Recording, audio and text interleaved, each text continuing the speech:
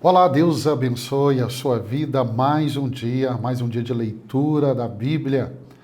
Nós vamos ler o capítulo 22, 23 e 24 do profeta Isaías. Capítulo 22 é uma profecia contra Jerusalém. Olha o verso 1. Advertência contra o vale da visão. O que está perturbando você agora? O que levou a se refugiarem nos terraços? Cidade cheia de agitação, cidade de tumulto e alvoroço. Na verdade, seus mortos não foram mortos à espada, nem morreram em combate. O capítulo 22 do profeta Isaías tem como propósito profetizar sobre o julgamento de Jerusalém e o destino dos seus líderes.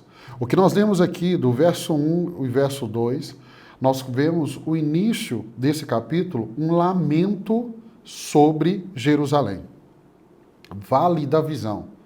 Esse lamento, ele descreve a cidade em tumulto e cheia de confusão. Para você tentar pensar, visualizar na sua mente, é uma cidade que está sendo invadida, prestes a ser destruída, e seus moradores estão em completo tumulto. E aí a profecia ela menciona que os líderes de Jerusalém fugirão, mas serão capturados. Olha o verso 3 e 4. Todos os seus líderes fugirão juntos. Foram capturados sem resistência. Todos vocês foram encontrados e presos, embora tendo fugido para bem longe. Quando acontece ali no tempo do profeta Jeremias, e nós vamos chegar no livro do profeta Jeremias, quando Nabucodonosor invade Jerusalém, ele vai levar cativo uma leva de líderes, de nobres. É nessa primeira leva que Daniel e os seus 3 amigos, Cedraque, Mesaque e Abidnego, são levados também para a Babilônia.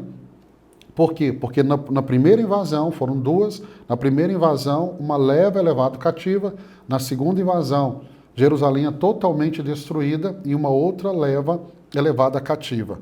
E aí o texto continua, o povo, em vez de voltar-se para Deus em arrependimento, se entrega à festa e ao prazer, dizendo, olha o verso 12 e 13.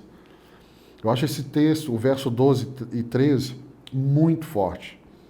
Naquele dia, o soberano, o Senhor dos Exércitos, o chamou para que chorasse e pranteasse, arrancasse os seus cabelos e usassem vestes de lamento.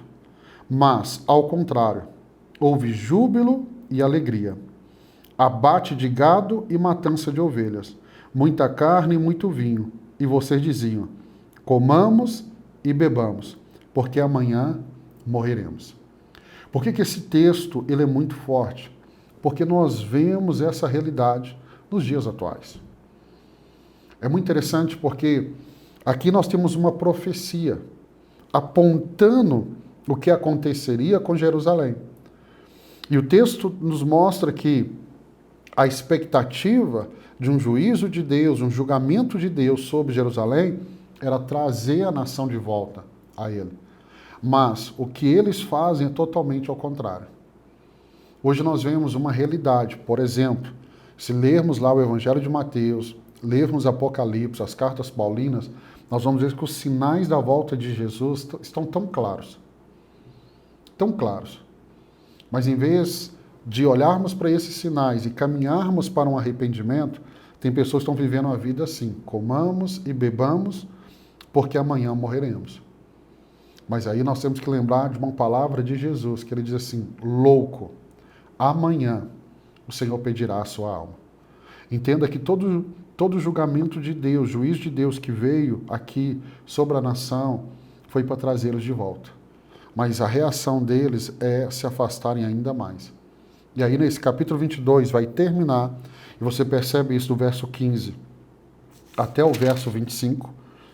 E o que nós percebemos? Deus anuncia um julgamento severo sobre a cidade devido à falta de fé e arrogância. E o capítulo também menciona a destituição de Sébina, o mordomo do palácio, que será substituído por Eliaquim, filho de Hilquias. O verso 15, aí é uma profecia sobre Sébina. Sébina, ele é o portador da chave do reino, ou seja, ele é o administrador, ele é o mordomo. E aí o verso 15 em diante você vê Sebna, a preocupação dele é fazer o nome dele conhecido. Então Deus vai tirá-lo e Deus vai levantar Eliaquim, que significa aquele a quem Deus levanta. E Deus coloca Eliaquim neste lugar para quê? Para ele ser como uma árvore que dá sombra ao povo de Jerusalém. Ou seja, o mordomo, ele não está ali para fazer o nome dele conhecido. O mordomo está para administrar a casa do seu Senhor. E aí eu preciso te lembrar que eu e você, no Novo Testamento, Paulo nos diz que nós somos mordomos de Cristo. Nós estamos administrando a vida que ele nos deu, o tempo que ele nos deu, recursos, os dons, os talentos. E a pergunta é, como você tem vivido a sua vida? Como Sebna ou como Eliaquim? Sebna é aquele que é destituído. Eliaquim é aquele que é levantado. E por que ele foi levantado? Porque o coração dele estava alinhado com o lugar que Deus o colocou. Deus o colocou para servir a quem muito é dado, muito é cobrado. Vamos ao capítulo 23. Capítulo 23, o propósito é anunciar o julgamento de Tiro e a sua futura restauração. Então, o capítulo 23 traz essa advertência, essa profecia contra Tiro. Então, aqui vemos Isaías profetizando a queda de Tiro. É uma cidade, como era a cidade de Tiro, pastor? É uma cidade portuária, próspera e centro comercial do mundo antigo. O verso 1 nos diz isso. Advertência contra Tiro. Plantei navios de Tarsis, pois Tiro foi destruída e ficou sem nenhuma casa e sem porto. De Chipre veio a você essa mensagem. Então, nós estamos falando de uma cidade com uma localização privilegiada, onde o comércio passa por ela, mas agora há uma profecia de destruição. E o verso 2, fiquem calados, habitantes das regiões litorâneas, e vocês, mercadores de Sidom, enriquecidos pelos que atravessam o mar e as grandes águas. O trigo de Sió e a colheita do Nilo era a sua renda, e vocês se tornaram o suprimento das nações. Então, o que vemos aqui é a destruição de Tiro, que é um golpe para muitas nações, porque elas dependiam do comércio dessa cidade. Tamanha a prosperidade dela, que a queda dela faz com que as nações em volta, as cidades em volta, as nações também sentem o peso da sua queda. Né? E a causa do julgamento de Deus é a soberba e a autossuficiência de Tiro. E aí o verso 15 ao verso 18, isso fica muito claro. Naquele tempo, verso 15, Tiro será esquecida por 70 anos, e depois da vida de um rei, mas no fim dos 70 anos acontecerá com Tiro o que diz a canção da prostituta. Pegue a harpa, vá pela cidade. Ó prostituta esquecida, toque a harpa, cante muitas canções para se lembrar de vocês. No fim dos 70 anos o Senhor se lembrará de Tiro. Esta voltará a ser o ofício de prostituta e servirá a todos os reinos que há na face da terra. Mas o seu lucro e a sua renda serão separados para o Senhor, não serão guardados nem depositados. Seus lucros irão para os que vivem na presença do Senhor, para que tenham bastante comida e roupas finas.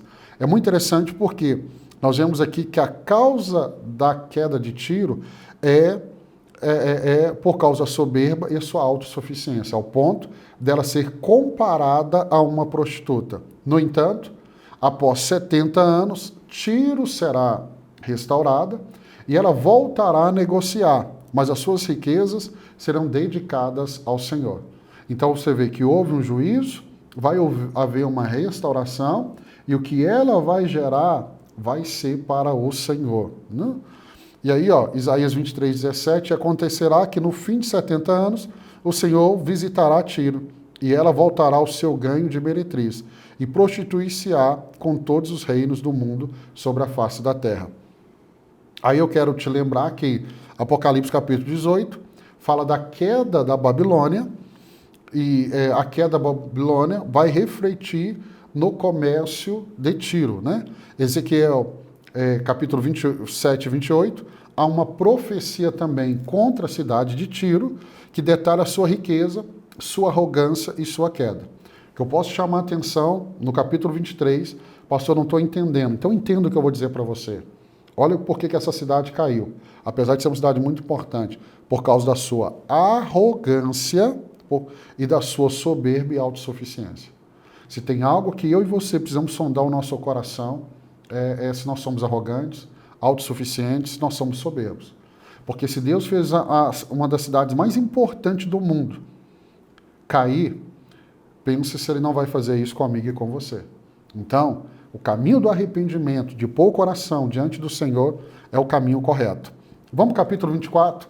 Capítulo 24 anuncia o julgamento global e a vindicação de Deus. Vou te explicar. Isaías 24 fala da devastação do Senhor na terra.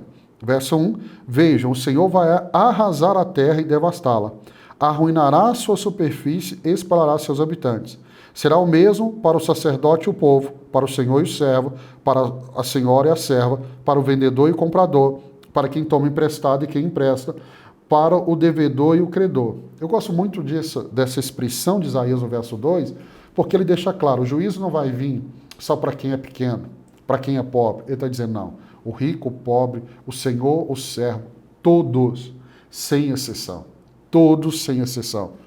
O capítulo vai destacar que todos, sem exceção, vão sofrer esse julgamento e a terra ela está profanada pelos seus moradores que violaram as leis e quebraram a aliança eterna. Quando a Bíblia fala de quebra de aliança, é quebra da palavra de Deus. Então, quando eu me afasto da palavra de Deus, esse me afastar, esse apostatar da fé, me leva à quebra de aliança com o Senhor. E aí, em meio ao julgamento, haverá um remanescente que louvará o Senhor. Olha o verso 14 e o verso 16. Ergam as vozes, cantem de alegria desde o ocidente, clama a majestade do Senhor. Dei glória, pois, ao Senhor no oriente, nas ilhas do mar, exalta o nome do Senhor, Deus de Israel. Desde os confins da terra, ouvimos cantar, glória seja dada ao justo. O que nós temos aqui? O remanescente. Se você tiver uma boa memória, eu já usei esse termo, remanescente, algumas vezes. Sempre vai ter o remanescente. Lembra lá do tempo de Elias? Elias falou, eu estou sozinho. 1 Reis, capítulo 19. Deus vai dizer para ele, não, você não está sozinho. Eu conservei 7.000 remanescentes que não se dobraram e não se prostraram a Baal. Ou seja, o mundo pode estar em completa corrupção, mas sempre vai haver um remanescente fiel ao Senhor. E aí você precisa declarar isso comigo aí agora. Dizer, eu sou esse remanescente. Eu faço parte daqueles que não se dobraram a Baal, que não se dobraram ao bezerro de ouro, que não se dobraram à idolatria, à prostituição, a mamon. Não, eu faço parte desses remanescentes. E aí o capítulo vai terminar com uma visão do Senhor reinando gloriosamente em Sião, após punir hostes celestes os reis da terra. Entendeu? Isaías 24, 23, eu acho que o 23 é o versículo-chave. A lua se envergonhará, o sol se confundirá, quando o Senhor dos Exércitos reinar no monte Sião em Jerusalém, e diante dos seus anciões haverá glória. Então, o que nós estamos vendo aqui em Isaías é um apontamento que já está no Evangelho de Mateus, capítulo 24, quando fala dos sinais da volta do Senhor. Em Apocalipse, capítulo 21, a Bíblia fala que a Nova Jerusalém ela não precisa nem de sol, nem de lua, pois a glória de Deus a ilumina. Então, isso aqui em Isaías está falando, olha, a lua e o sol, a lua se envergonhará, o sol se confundirá. Ou seja, por que disso? Por quê? Porque Deus, ele é esse que brilha mais do que o sol. Né? O que vemos aqui, capítulo 23, 24 e 25, é uma série de capítulos que fala sobre o julgamento de Deus. Pastor, eu tinha uma visão de Deus que ele é só amor. Sim, ele é amor. Ele é amor, ele é amor. Mas ele não é só amor. Então, quando eu decido olhar para Deus e seguir a Deus, eu preciso fazer isso com muita seriedade. Ler capítulos como esse traz temor ao meu coração. Eu não sei ao seu coração. Quero abençoar a sua vida, abençoar o seu dia. Amanhã nós continuamos a leitura de mais 3 capítulos, se o Senhor nos permitir. Deus te abençoe. Te encontro aqui amanhã.